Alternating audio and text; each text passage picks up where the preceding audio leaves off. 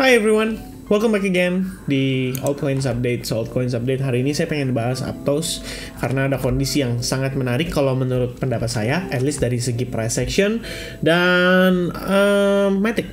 Ya, jadi Matic seperti biasa kita akan bahas dulu karena sebelum-sebelumnya juga kita memang lagi bahas soal Matic.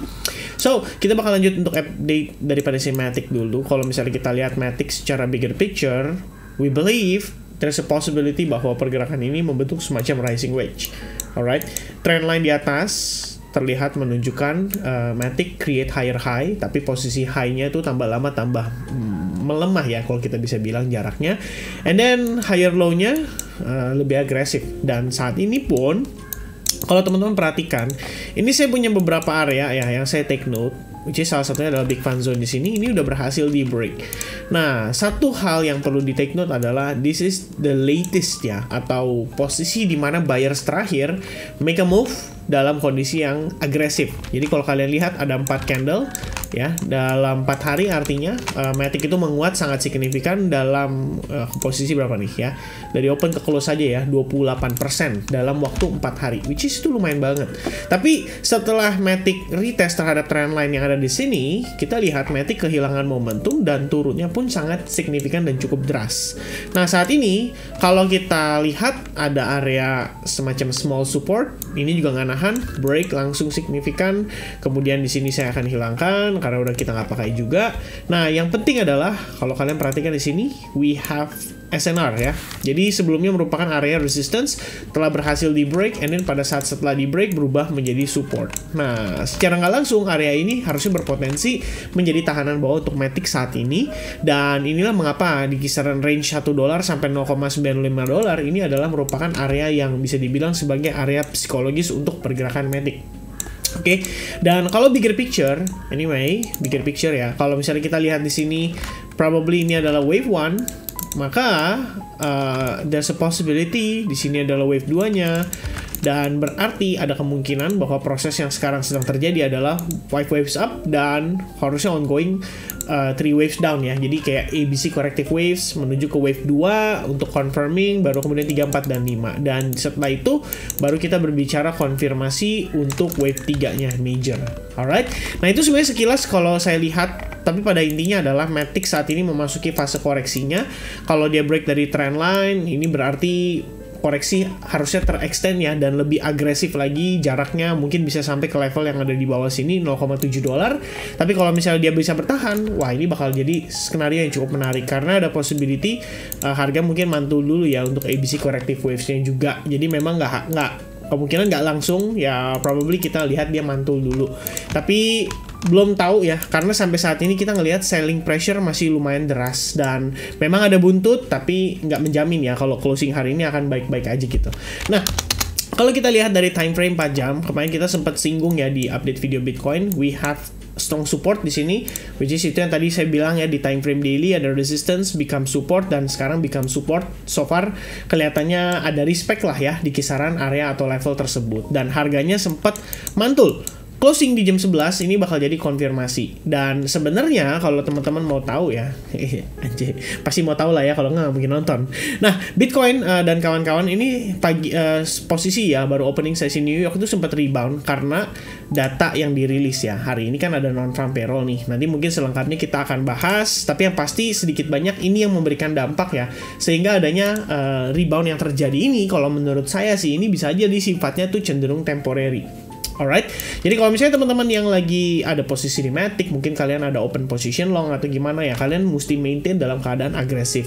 Dan close candle di time frame 4 jam ini bisa aja membentuk bullish engulfing yang artinya akan membawa Matic untuk koreksi terlebih dahulu atas penurunan yang terjadi kemarin. Dan kalau kita lihat di sini, based on time frame yang lain ya, di 1 jamnya, jadi satu time frame lebih rendah.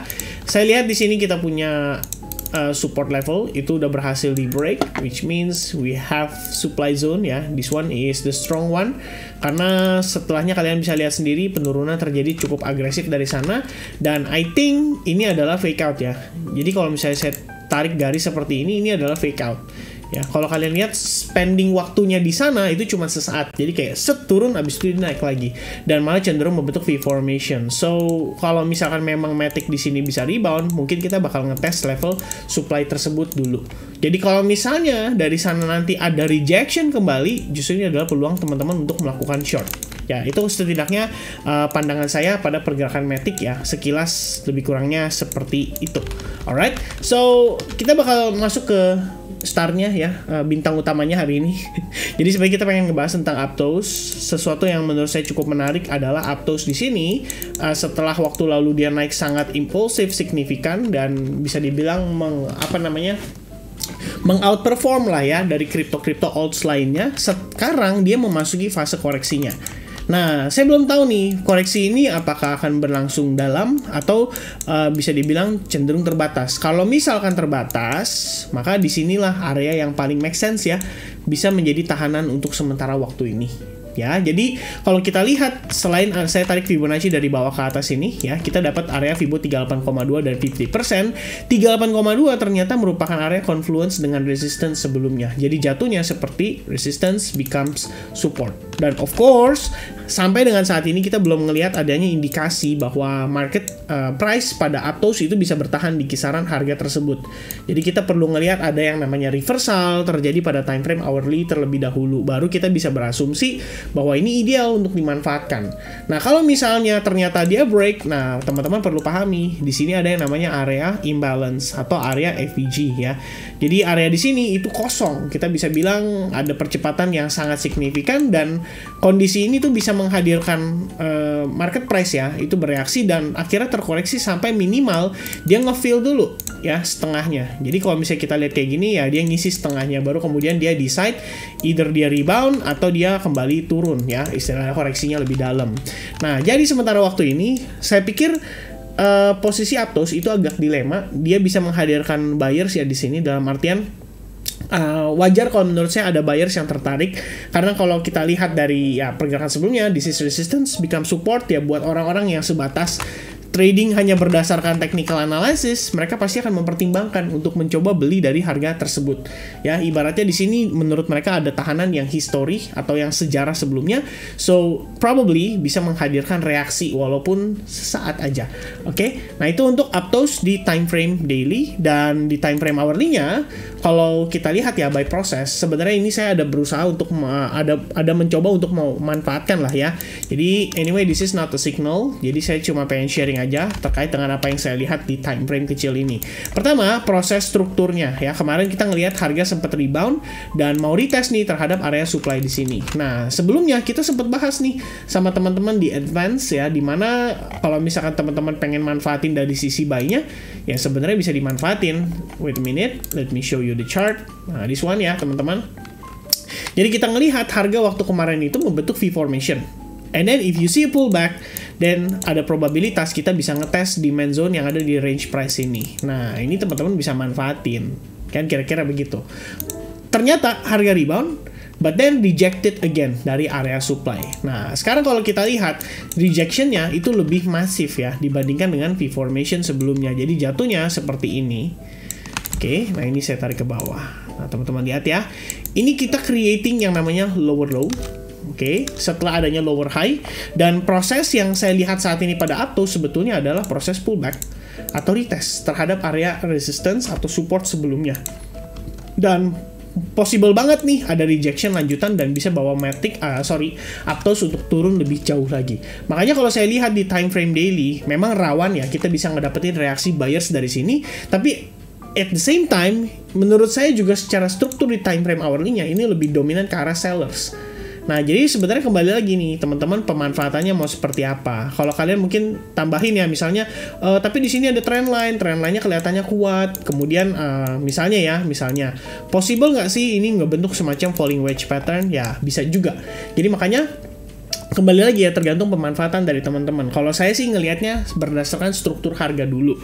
Jadi selama di time frame hourly-nya kelihatan masih sellers yang lebih dominan, area supply-nya juga belum berhasil di break, berarti kita tahu bahwa selling pressure dan selling order itu masih cukup deras di market. Dan at some point mungkin bisa menghadirkan pergerakan yang cukup impulsif dan bawa Aptos turun lebih jauh lagi.